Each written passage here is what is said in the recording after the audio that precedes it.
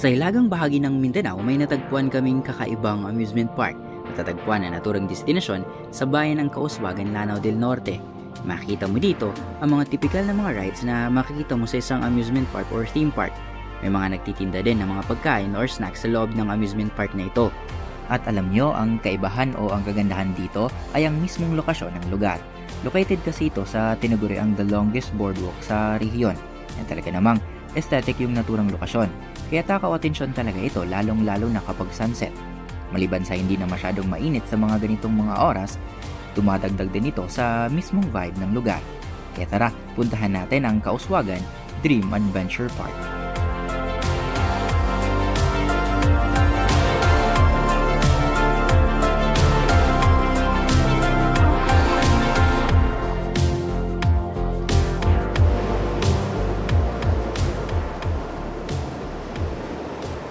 Pero bago ang lahat, guide ko muna kayo paano puntahan ang lugar. From Cagayan de Oro City, sasakay lang tayo ng bus sa Bulwa Terminal na papuntang Kauswagan, Lanao del Norte. Pero take note na ang sasakay nating bus ay may ruta na papuntang Dipolog City or Pagadian City. Kasi ang mga bus na ito ay dadaan din naman ng Kauswagan, Lanao del Norte. Ang gagawin natin, bababa lang tayo sa terminal ng Kauswagan. So from Cagayan de Oro City, babiyahe tayo ng mahigit 4 na oras para makarating sa bayan ng Kauswagan, Lanao del Norte.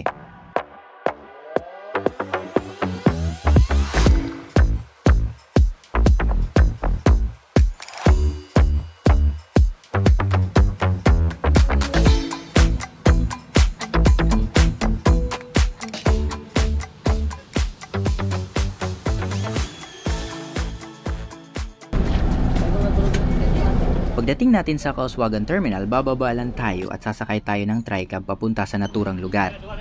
Dora.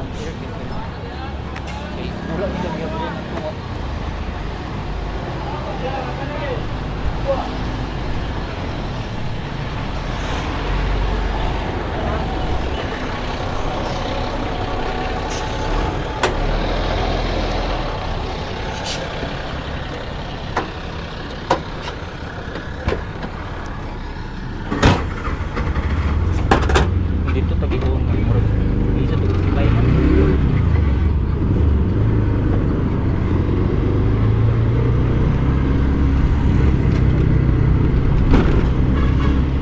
Di naman siya ganoon kalayo from the terminal. Mga 10 minuto, mararating mo na ang Kauswagan Dream Adventure Park.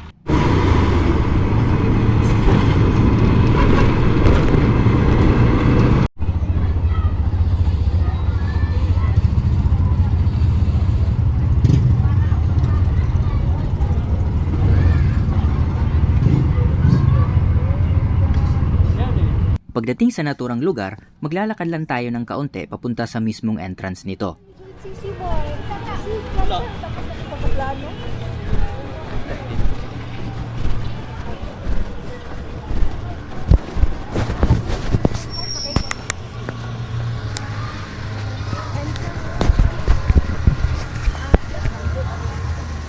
Pila ilang entrance? Kagis. Wow. May hapon. 10 pesos. Lista lang isa mo. Ilista lang ko dahil.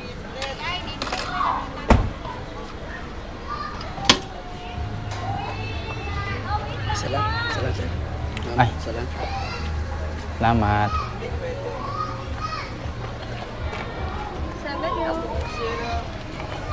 Wow. Oh. Na sila ikuan diri. Mag-train-train ko niya. Medyo napaaga kami dito kaya medyo mainit pa yung lugar. Pero okay na din kasi maaga kaming nakapagbayad ng entrance fee at hindi na kami pipila ng kay haba-haba mamaya kasi sure ako na dadagsa talaga ang mga tao pag dapit hapon na.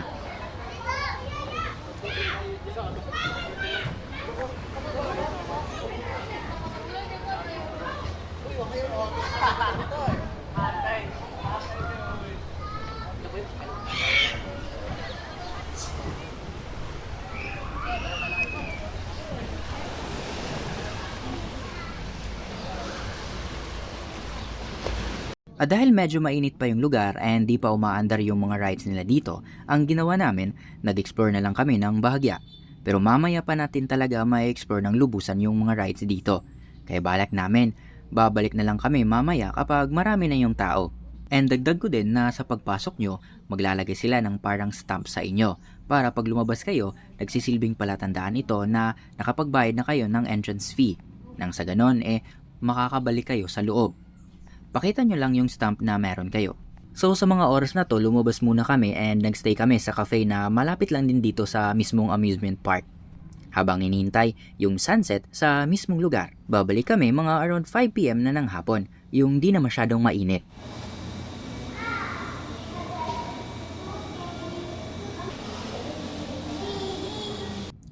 Mga around 4:50 ng hapon, dahan-dahan ang dumadagsa yung mga tao sa lugar.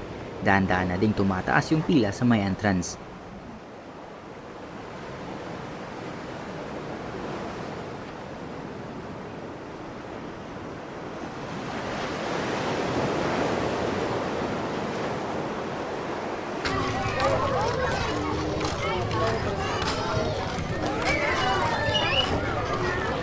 Bumalik kami mga takip silim na talaga para maipakita sa inyo kung gaano ka-aesthetic yung lugar pagdating ng sunset. And also, para maipakita sa inyo ang mga rides nila dito. Gaya ng sabi ko kanina, may mga iba't ibang rides sila dito. May mga games din sila na pwede ninyong ma-enjoy. Sa may entrance, mapapansin nyo yung express train kung tawagin dito. Makita nyo din sa bandang entrance yung kiddie playground nila. At the next dito ay ang tinatawag nilang teacups.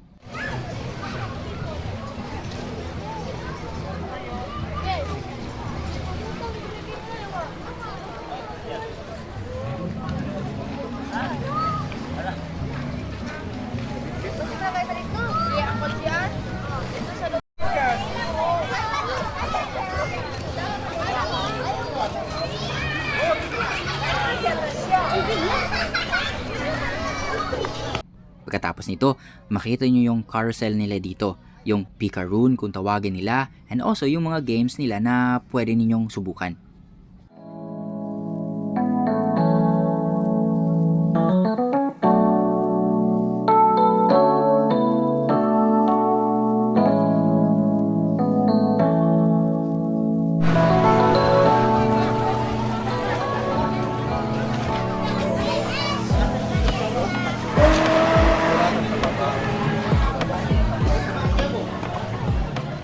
At yung mga nagtitinda ng mga pagkain naman ay located sa bandang gitna.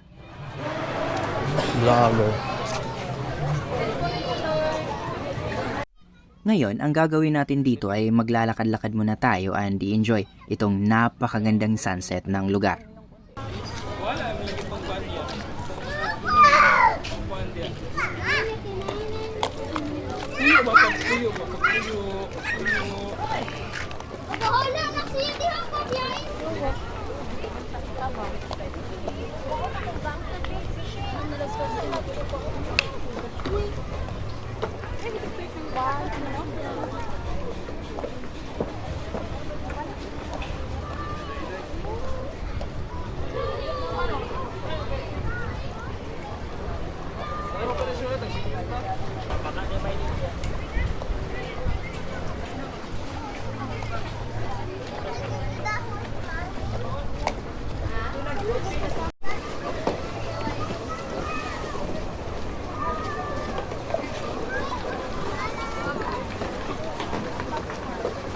Zipline ang tawag nito, iba?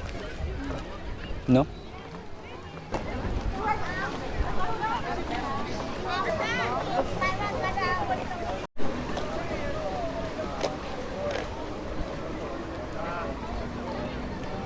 So, diri sa Tumoy na ay drift cart na inyong makita na ana to, ang drift cart. Naapoy freeze wheel sa pinaklas.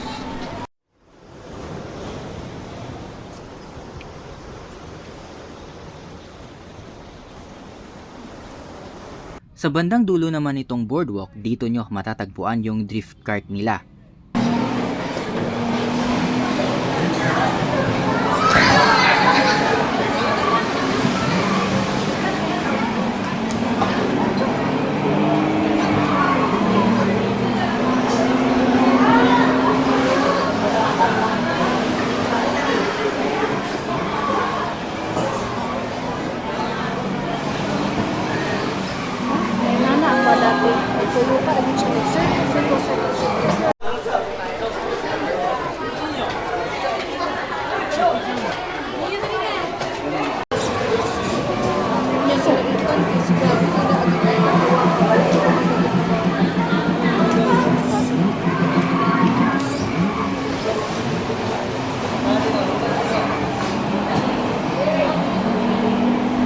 Pagkatapos nitong drift cart sa bandang likuran naman, matatagpuan nyo itong balloon wheel kung tawagin nila. At sa gilid nito, matatagpuan nyo yung simula ng sky bike na meron sila dito.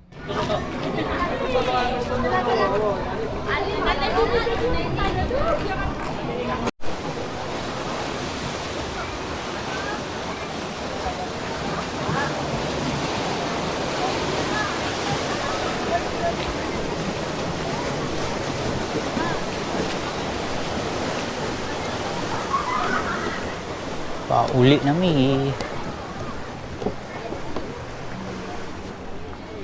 Ganda rin. Pagkatapos naming mag-ikot-ikot sa lugar, mga 6 PM ng hapon, umuwi na kami. And ganun din sa pag-uwi. Sasakay lang tayo ng trika papuntang Kauswagan Terminal at sasakay ng bus pabalik ng Cagayan de Oro City. And guys, kaunting tips na lang din if it happens na hindi aircon yung bus na nasakay nyo sa Kauswagan Terminal at gusto nyong ng mas komportable na biyahe pabalik ng Cagayan de Oro City, huwag kayong mag-alala kasi pwede kayong bumaba sa Iligan City Terminal. And take note, if gagawin nyo to, dapat hanggang Iligan City Terminal lang din ang dapat nyong sabihin sa konduktor para Iligan City Terminal lang din yung ticket na ibibigay sa inyo. At yun lang yung babayaran nyo. Pagdating ng Iligan City Terminal, tsaka lang kayo bababa at lumipat ng air condition o mas malaking bus, gaya ng ginawa namin. Overall, maganda talaga yung lugar. Perfect siya for families, friends at couples na gustong mag-relax at magpalipas ng oras pagkatapos ng isang nakakapagod na araw o linggo. Ma-enjoy ito ng mga kids, young adults at kahit naman din ng mga young at heart. Mura lang din ang entrance fee at affordable din ang mga rides kaya sulit na sulit talaga ang experience nyo dito. Minsan, ang mga lugar na gaya nito ang nagpapaalala sa atin na hindi na natin kailangan gumastos ng malaki o bumiyahe ng sobrang layo para makaranas ng mga ganitong mga experience. Kaya kung nagawi kayo sa Lanao del Norte, try nyong puntahan ang Kauswagan Dream Adventure Park. Hanggang dito lang muna. Ang kanunay, ayaw kalimot, mag-amping ka.